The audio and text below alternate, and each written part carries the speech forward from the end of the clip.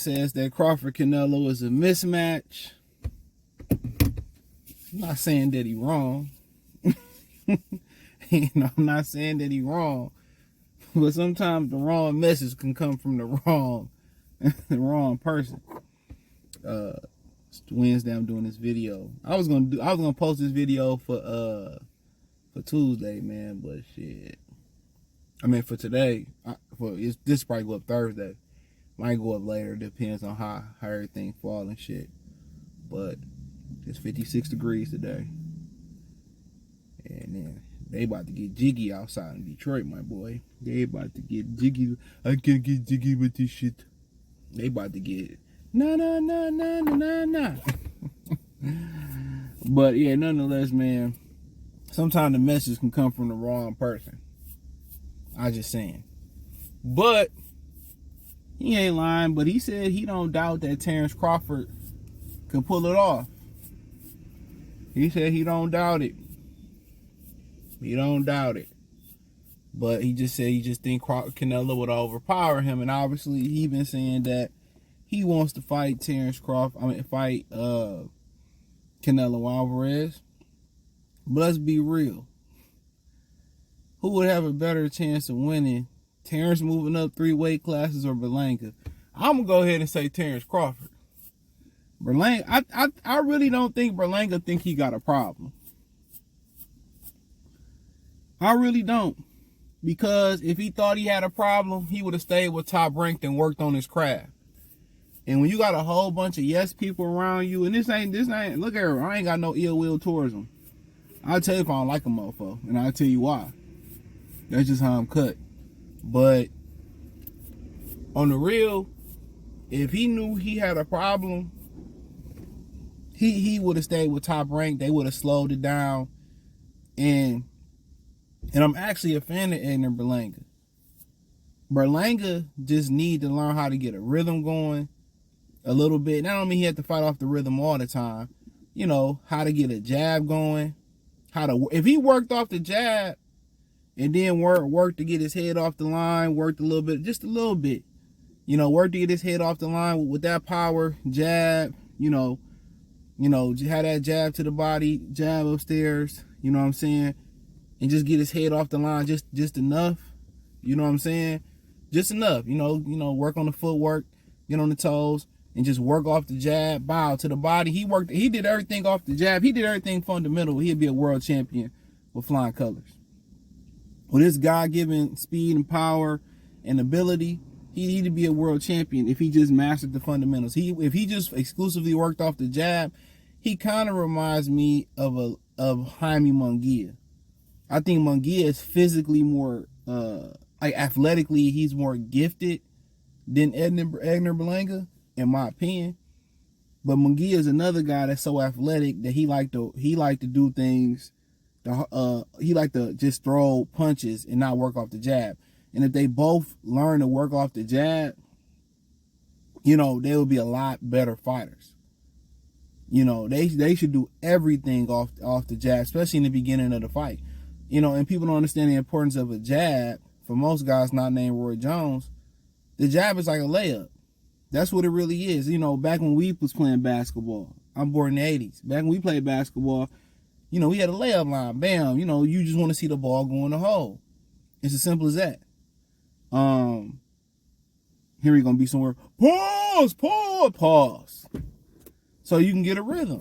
You know, and then we might shoot from the elbow, and then, you know, it's time to play the game. Well, nobody's jacking up threes back then in the warm-up line. I remember one day we got a tech before the game because they kept dunking in the layup line. But that's what a jab is. A jab is a range finder. It's so you can find your opponent. And when you leading off trying to find your opponent, it's harder. Especially when you're throwing a single shot. Now, if you're doing 3 or 4 shots, yeah, you'll find your opponent. Once you're able to establish that jab, you're able to find your opponent, and it also gives your opponent something to worry about. So if he got to worry about catching that jab, guess what? What did George Foreman do to Michael Moore? He set him up all night. Michael Moore just had to do his dance. You know? And what do? He jab him, right? You know, Michael sit in there. You know, this going into later into the fight. All Michael got to do is cruise. You know, for people who don't know, go back and watch. They had legendary nights on there too. Watch the legendary nights. Watch the fight. Watch the fight. Then legendary. You know, jab, and then Foreman just missed the right hand. It just grazed him, right? Michael Moore didn't get the memo.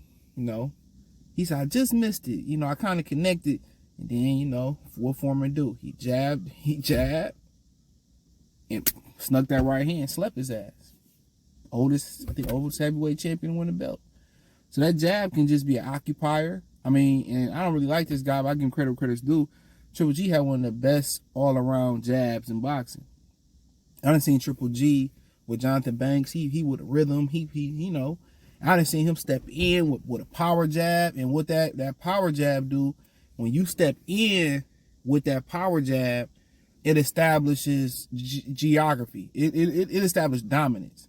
Once I split that guard with that power jab, you know, I'm not trying to.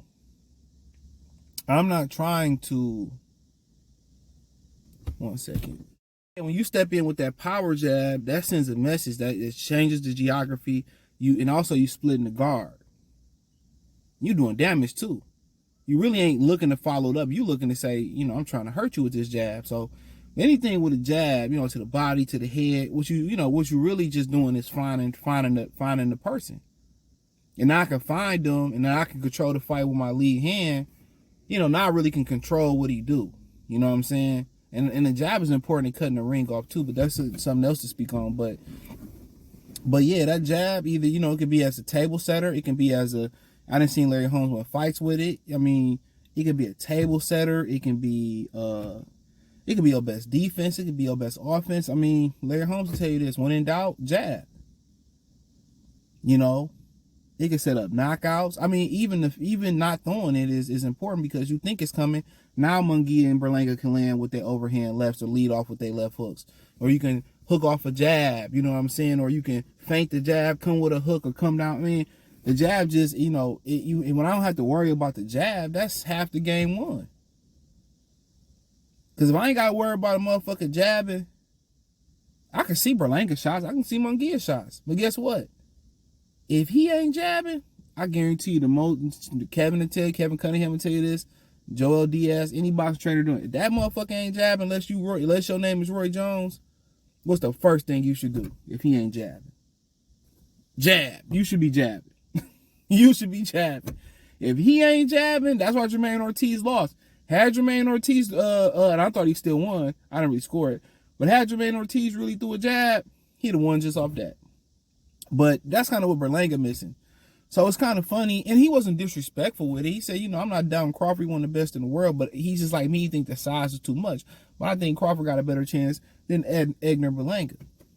You know what I'm saying?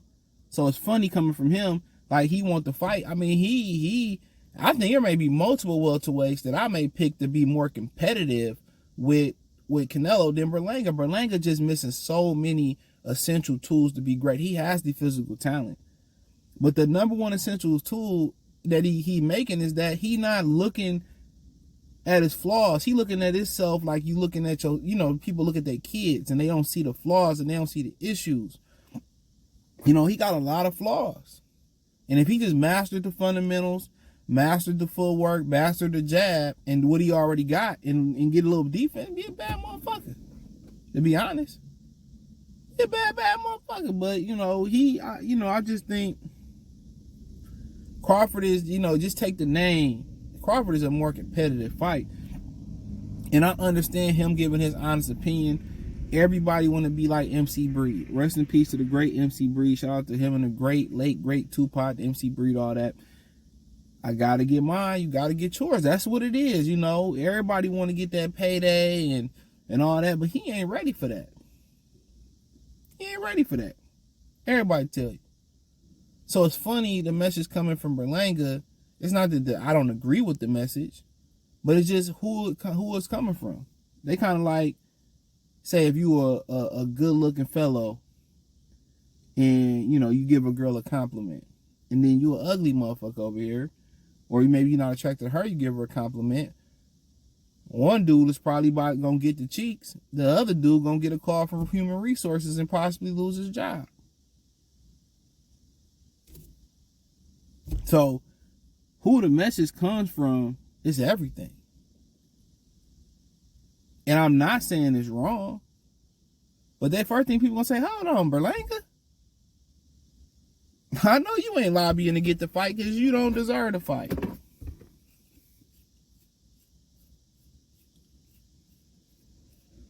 You don't deserve to fight. I know DoorDash and Uber Eats, whatever they got going on here, Postmates, they be cleaning up at the job across from me. They be cleaning up. For real. I got a whole DoorDash pass and they never use that shit. I'm gonna start ordering groceries and shit off that motherfucker. I'll be paying them $10 every month. For sure. But I will say this about that shit. Like certain things you get off DoorDash or I get carry out, it don't be as good as going to the restaurant. I tell you the number one thing you hear people say, oh, Benihana's not that good. One, carry out Benihana's is not good. I ain't saying it's not good, it's not the same. Eating at the restaurant table is not the regular table is not the same. You have to eat you have to eat it right off the grill. That is a major difference. So that's why I really don't take people's opinion when it comes to food, especially black people. But I'm gonna do a video on Free Game 89. Make sure you go subscribe to my other channel, FR33 Game 89. Links in the link tree in the description. Check out my Detroit channel too, Motor City Sports Talk. That link's in the link tree in the description. I seen this interview on boxingscene.com. But hit the link tree. Find me on Twitter. Find me on Instagram, or aka X Twitter. Spotify, Apple Podcasts, Google Podcasts, Radio Public. They going away, but we on Apple Podcasts, Spotify, Castbox, a bunch of them. So go listen to all the episodes there. What else we got? You can watch the live streams on Kick, Twitch, Facebook. I'm back on there. Shout out to everybody on there. But that's pretty much about it. Want to donate? Cash App, $CJ Good 313, Venmo CJ Good 313, PayPal link in the description. Peace.